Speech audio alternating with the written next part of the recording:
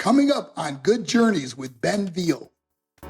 Very soon after gaining your qualifications to be a GP, you discover that you have a brain tumour at the age of 25. Correct.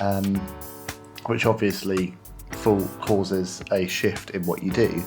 And for many people that would have been the end of the road, but obviously this is all about good journeys, and you are the epitome of good journey, my friend, because for the last 16 years you've reinvented yourself.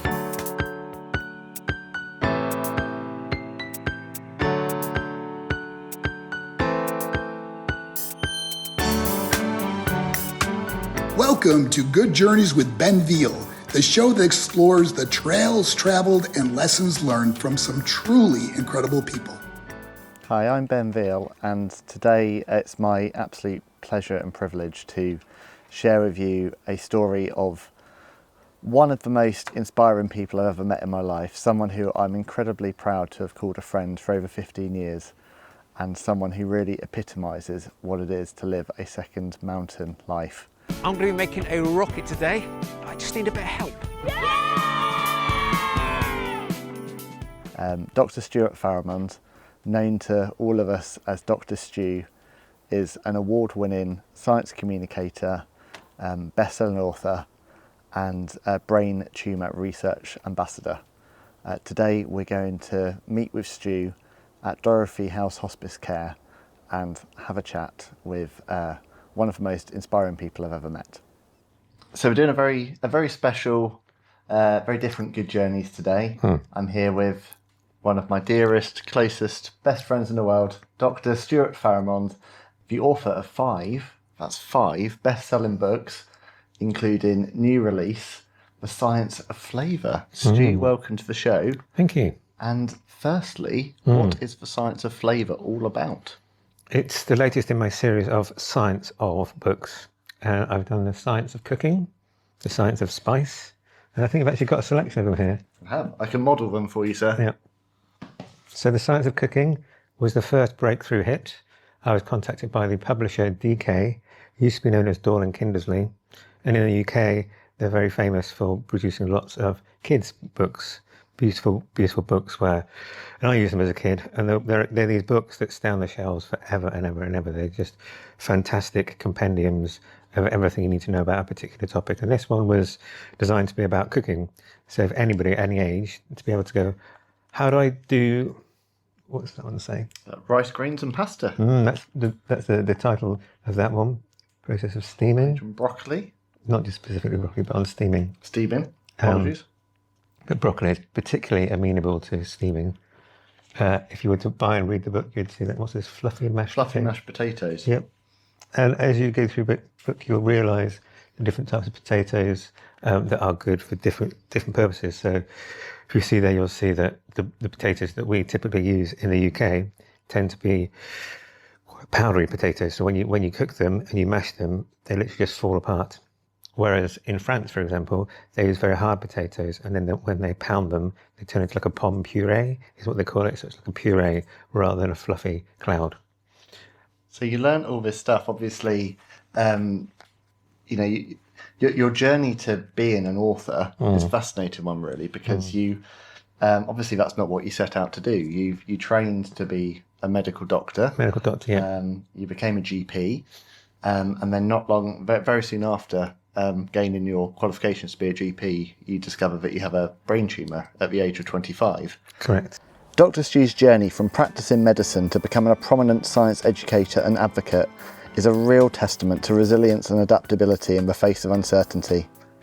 In 2008, while working at Bath's Royal United Hospital, Stu underwent a brain scan, and at just 25 and 3 years into his medical career, he faced the daunting reality of brain cancer.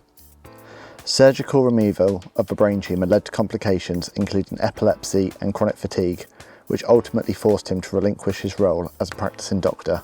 Undeterred, Stu retrained as a further education lecturer teaching health sciences.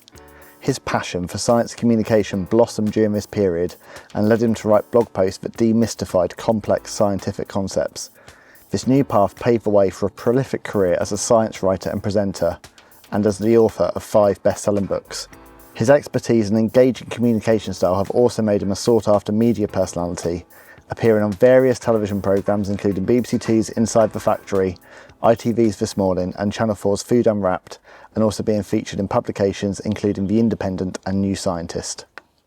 For many people that would have been the end of the road, but obviously this is all about good journeys, and you are the epitome of a good journey, my friend, because for the last 16 years you've reinvented yourself, first as a blogger for realdrstew.com. So the first time I met you, I think you just started blogging. I remember you had an article that went viral when it was, why do I have an itchy nose? And that kind of curious question that we all kind of want an answer to, you had a scientific answer to it, and suddenly all over the world people would come to your site, and you followed that up with some other wonderful articles, one of which was about the art of biscuit dunking. And before you know it, that leads to you being on national television and becoming the authority on biscuit dunking. Correct. Did you ever think that you would be a biscuit dunking expert? No. Did you ever think you'd be doing podcasts and writing books about things that just interested you? No. Okay. But Hey-ho. it's funny how life goes, isn't it? And you concluded, I believe, that the best biscuit to dunk is a chocolate digestive. It's up there. Yeah? I can't remember if it was chocolate digestive or a rich tea. Rich tea, in terms of the amount of time you can dunk it for. If you don't move it, rich tea will last the longest. Okay. That's in experimental conditions where you get given a beaker, there isn't any tea in it, just a beaker of just off boiling water. Yeah. And you get you hover the biscuit into just underneath the tea, surface of the tea, so you can see as much as probably you would want to do if you're going to dunk a biscuit cookie if you're in America. I know it's not as a big thing over there. And you were to dunk it briefly and then eat it. And the survey found that most people didn't agree that rich teas were the best. Most people thought that they were actually quite boring to eat. But they decided that the chocolate ones were best because everybody likes soft chocolate. Absolutely. 3, 2, 1. And I remember some of your experiments. Obviously, we have the biscuit dunking experiment, and that suddenly you're all on the news talking about biscuits.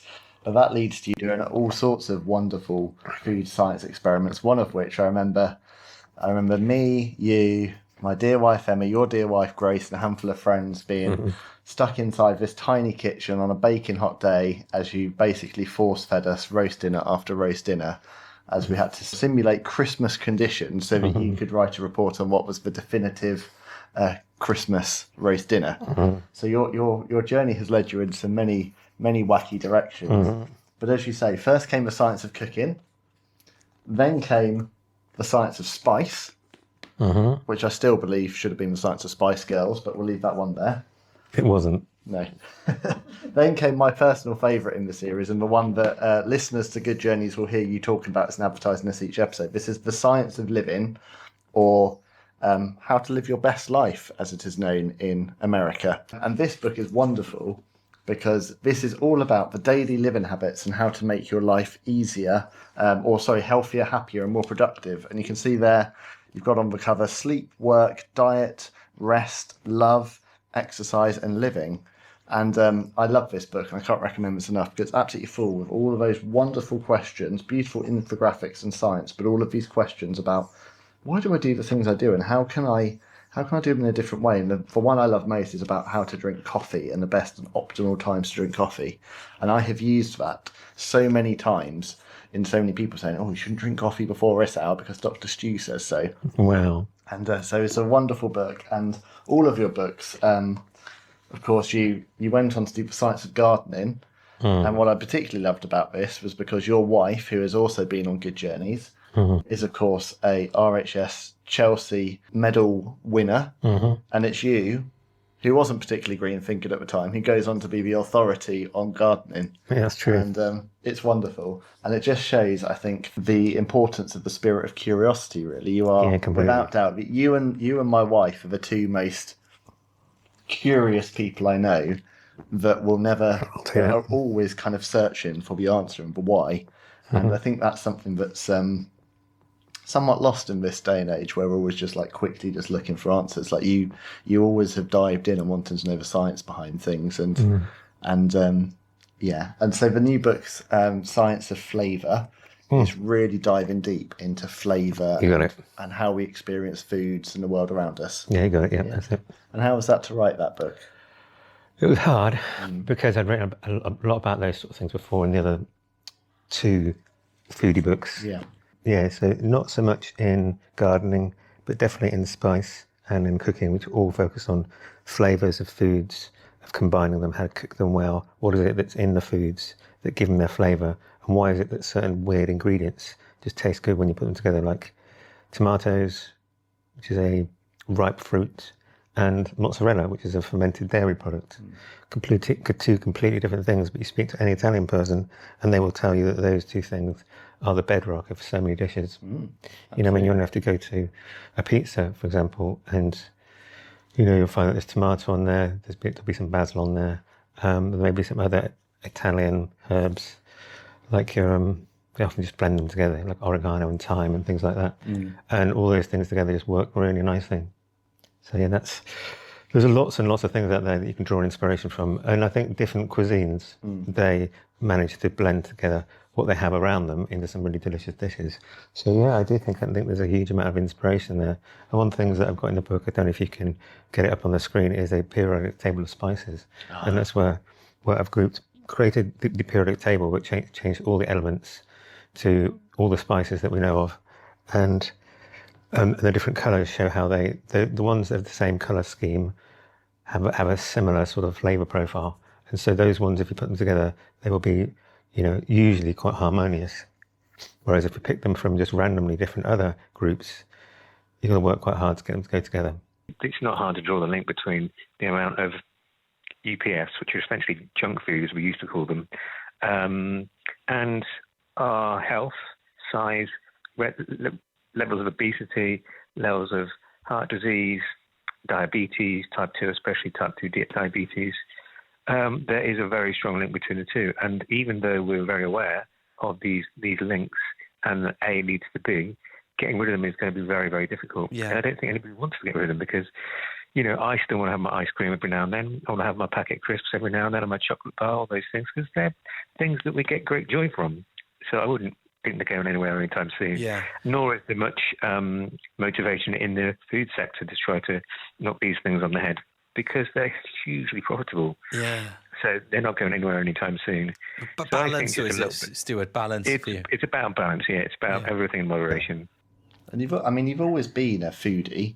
As I've known you, you've always gone to fantastic restaurants and always really loved good food. How do you cook the perfect sausage? Very good question. We're going to put them to the test. Cherry, first off, we're going to do a long, slow fry for 25 minutes. And is there a trick to it? Plenty of oil. Keep it turning. Don't let it go black. Well, the science behind how a fly evades your swatting attempts is fascinating. And flies are incredible little creatures. They flap their wings at 200 times a second, and they have a reaction time that is 0 to 60 in 2.4 seconds, which is equivalent to a Bugatti Veyron. Just got back off a holiday from Crete, and we went there before the schools are broken up, but there were lots of Dutch families there, and in the evening the families were out and they were playing board games, and it was such a lovely atmosphere that you wouldn't get with your smartphone. Is there a doctor in the house? Yes, there is, thank heaven. Dr. Stuart Farrimond. Good morning, Stu. Good morning, Chris. Great book. All right, Dr. Stu, I'm with you all the way, apart from the fact that you're with Nigella on the tea strainer poached egg thing. I don't get that. I'm sorry, I don't get it. Oh, go on, try and convince me. You got a minute. Here is the trick. None of the celebrity chefs have got this. So don't listen to Gordon. Do not do a rolling boil, because a rolling boil with all the bubbles, it'll knock it around, go everywhere, and you'll get super-duper stringy bits, and it'll look nasty. The key difference is that the long grain rices, they're firmer when you cook them than the short grain rices, and that's because of the starches that are in them. So either sticky starch or firm starch. So they've all got starch in them, but they're different types of starch. You've got it, different types of starch. That means short grain rice is better for risottos, puddings and sticky rice, whereas long grains should hold together as separate grains. holding breath. Definitely cooked. See, I've been cooking rice like this for years, and my mum does it the same way, and so does my grandma. So the fact that my method works, and now I've got scientific backing, means that I can say, hey, hold on, I know it works. And even a simple science guy who isn't a chef can produce good rice. Exactly. It's not that complicated. Easy peasy. Easy peasy. Has writing these books and writing so much about food and flavour and spice, has that enhanced your love of food? Now you know more about what goes into it? Definitely, yeah. Definitely, yeah. And I mean, you know, you see my house with all that. I mean, we're not in my house now, but, you know, in my house, there's just like shelves and shelves full of foodie kind of books. Yeah. Yeah, so, yeah, it is one of my passions, and a passion that I've been able to pursue, to write some books. Yeah. And there's another one coming out. July. So Science of Flavour is out July. And obviously the original plan had been to film this from home. We've had to, life throws curveballs, and we've had to go for a different plan. We're filming this out of Dorothy House, who have, for anyone that doesn't know Dorothy House, a really fantastic charity here in Wiltshire, who you've been working with and who have been supporting you on your brain tumour journey for a good few years, haven't they? I know you've been coming into Dorothy House, you've been speaking to people here who have been going through life-shortening illnesses and providing support to them. I know you're here getting a bit of care yourself. Obviously, as I said at the start, from the first moment I knew you back in 2009, the first moment that Emma and I met you, you know, it was probably 3 or 4 conversations in when you suddenly said to us, "Oh yeah, I've got a brain tumour," and then you just kind of carried on talking. And I think that is so essentially you. You've never let this define you once in all the time I've known you. You haven't let it stop you do a single thing. You're still not letting you stop you do anything. And you know, even 2 years ago, you were cycling across the country raising money for the Brain Tumor Association. I know you've done lots as an ambassador for the Brain Tumor charity as well. How have you kind of had to adjust and change your life to accommodate having the tumour? I think it's just, you have to reassess what your priorities are. You know? If there's something in life that really annoys you, really gets you down, then you either have to change your perspective on it or change what you're doing. And this is my priority now. In recent years, Stu has become a dedicated advocate for brain tumour research and has now raised thousands and thousands of pounds for related charities and lobbied for increased research funding in the UK Parliament. His unique perspective as both a medical professional and as a patient has greatly enriched contributions to discussions around patient advocacy and research programmes. When many would have opted for a slower pace of life after receiving such life-altering news as a brain tumour diagnosis, Dr. Stu instead has spent the last 15 plus years with great determination to overcome the odds and life expectancy set by medical professionals.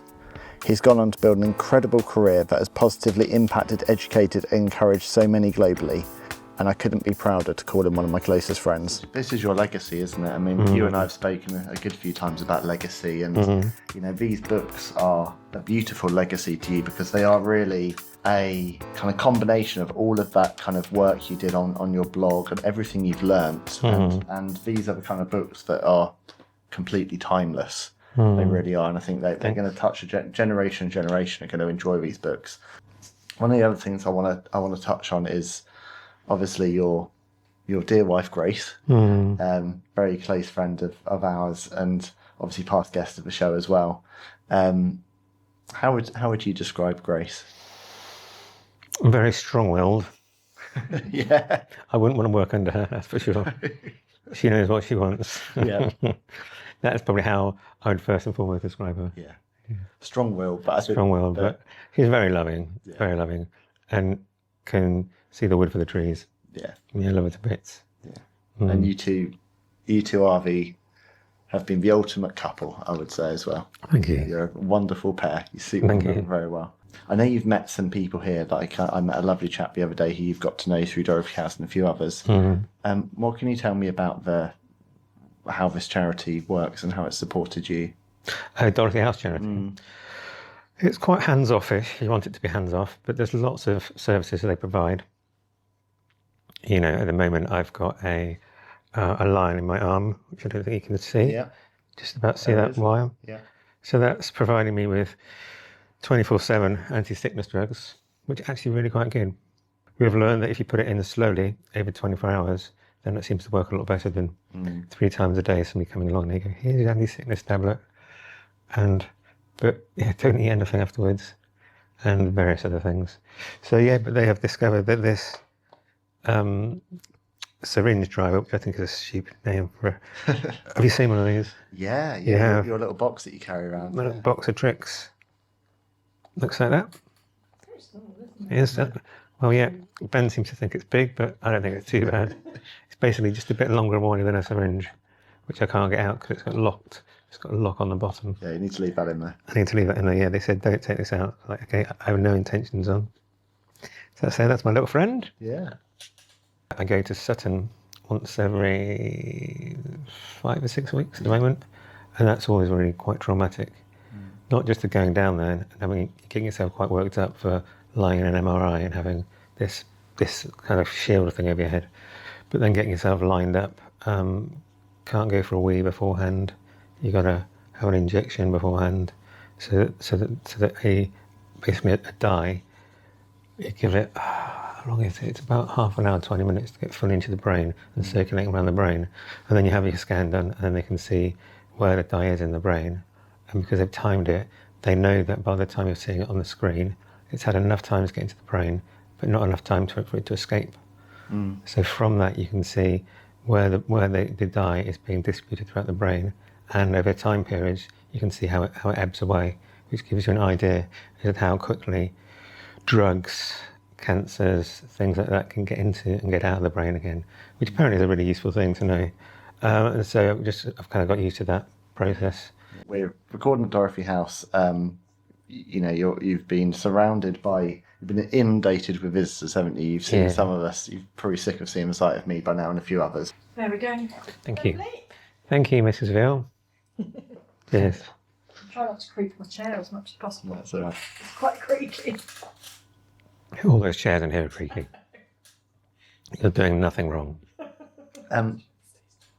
One thing I was going to ask about was you hit the nail on the head a second ago when you said about how doctors like to use really complicated words. They do. And I think in a nutshell, that is you and that is your legacy as Dr. Stu, because you've always set out to make science understandable and relatable to everyone. And that goes back to when we did Guru magazine together, which was your brainchild, and I was there for the ride and very grateful that I got to do some silly things like talk about the science of wrestling and the science of social media. Remember that one? I do, yeah.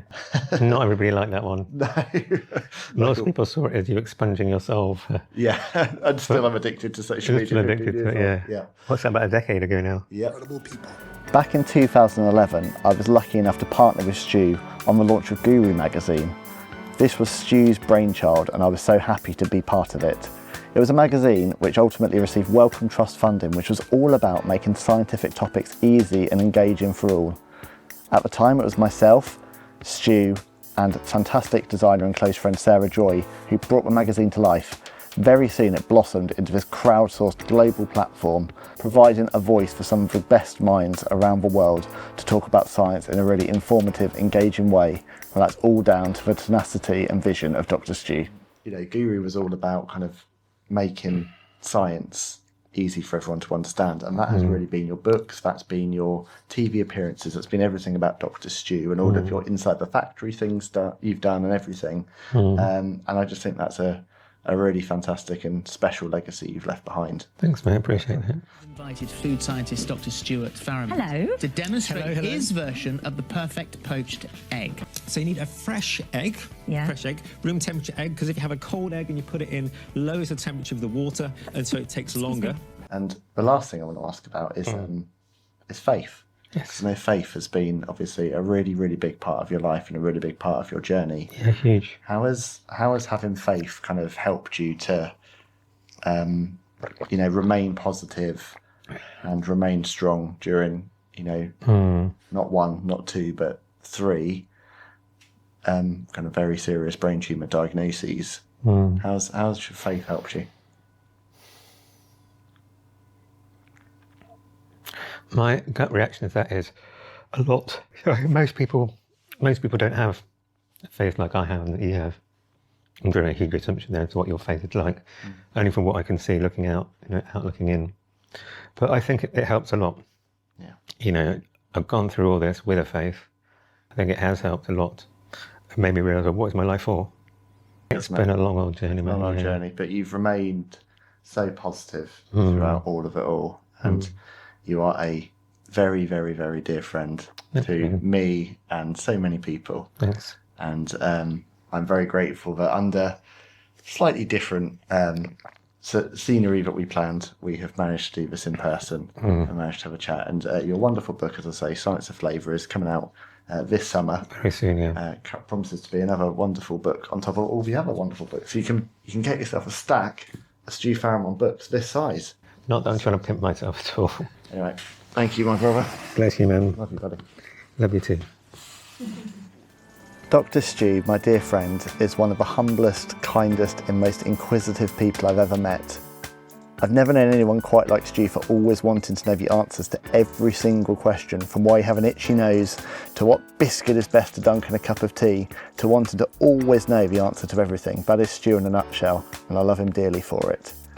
He's built up a worldwide following of readers for his blog and his books, and become very well known nationally on media appearances for being able to explain science simply. But to me, and to so many others, he is first and foremost a very dear friend. And I really hope that this story today has inspired you. If you've been touched by this story today, I hope that you can support the causes that have been so close to Stu's heart. Dorothy House Hospice Care does incredible work here in Wiltshire, and Stu's been really heavily involved over the last couple of years, meeting with patients, sharing stories and supporting them through life-altering diagnoses. Please do take a look at Dorothy House Hospice Care and see how you can help. Please also do take a look at the incredible work that's being carried out by Brain Tumor research. Brain tumours kill more children and adults under 40 than any other type of cancer. Brain Tumor research is determined to change that. And with your help and investment, we can do more. We talk about legacy in this episode. Stu's greatest legacy is as a husband, a friend, as a scientist. These beautifully crafted books are a testament to everything that Stu stands for, and I really hope that you can take a look, gift one to a friend, and that his legacy continues on with these incredible words that he's written. I'm so grateful that we've been able to have this conversation with one another today, and I'm so grateful to Stu for so many years of fantastic friendship.